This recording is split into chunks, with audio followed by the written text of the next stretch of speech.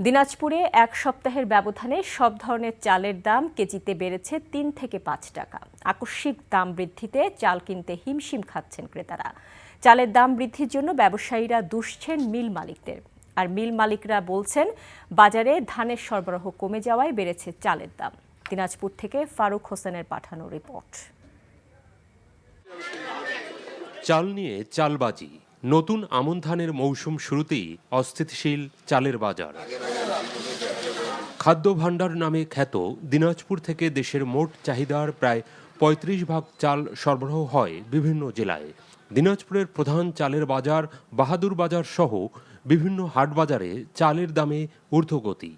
জিরাশাইল এক সপ্তাহ আগে ছিল ৭৫ টাকা, এখন তা বেড়ে দাঁড়িয়েছে ৮০ টাকা।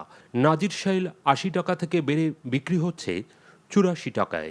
সব ধরনের চালের দাম বৃদ্ধিতে নাবিশ্বাস ভোক্তাদের। প্রতিটা বস্তায় মনে করেন যে ২০০ দিয়ে ৩০০ টাকা বাড়াইছে প্রতিটা বস্তায়। পাইকারি ও খুচরা ব্যবসায়ীরা বলছেন, সিন্ডিকেটের দখলে চালের বাজার। আর আড়তদার ও মিল মালিকদের দাবি, ধানের দাম বৃদ্ধি ও সংকট দেখা দেয় বেড়েছে চালের দাম।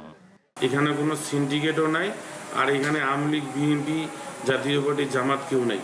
কারণ এটা মৌসুমে ধানের বাজারে ওপেন বাজার। আমাদের যেমন জয়নন্দ, বীরগঞ্জ, কাহারোল, রামবাড়ি, আমাদের যে হাটগুলো আছে, এখানে সবাই বস্তা খুলে থাকে। যে কোনো চাল মিনিকেট ২৮ কেজি প্রতি ৫ টাকা ৪ টাকা বেশি। এখন এই বাজার যদি কমাতে যায় তাহলে আমাদেরকে বাইরে থেকে চাল আমদানি করতে হবে, এছাড়া আর কমার রাস্তা নাই। তবে ভোক্তারা বলছেন, কৃত্রিম সংকটে বাজারে চরম অস্থিরতা। ধান চালের দাম সহনশীল পর্যায়ে রাখতে প্রশাসনের কার্যকর উদ্যোগের দাবি তাদের। এনটিভি